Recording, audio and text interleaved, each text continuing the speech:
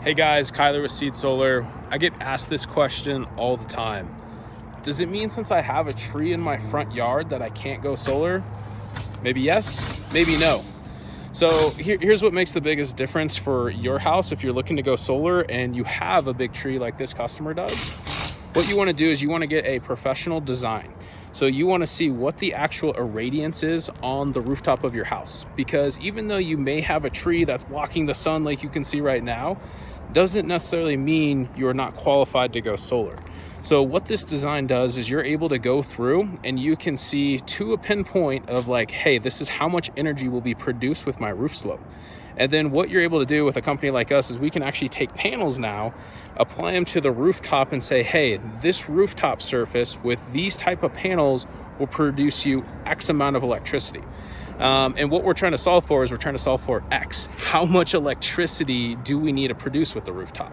And that's all dependent upon how much energy that you're consuming at your house. Some people consume a little bit, some people consume a lot. So what you want to find out is what you're consuming. We can match that with the trees on your property. We can match that with vents that are on your roof. We can match that with maybe shading that's coming from neighbors. We can take all this stuff into an analysis. Our software basically uses over 30 years plus of data. It uses multiple different weather stations. It uses multiple different satellites in space. It uses LiDAR technology, all these really cool high-tech things that allow us to bring you a very, very accurate proposal. That way you can know when you're going solar, and if you qualify to go solar without anything out of pocket, you're able to actually get the solar done, put it on the roof, and hey, you've now locked in your electricity rate. You've now brought energy independence to yourself. And oh, by the way, you're actually doing a good thing for the world.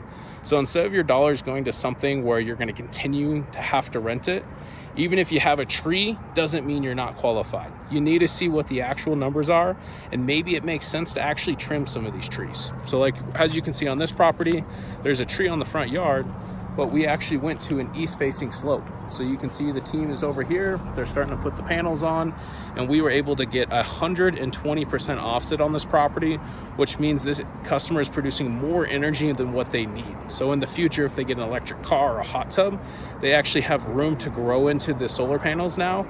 They're not just capped at where they're at with the utility company.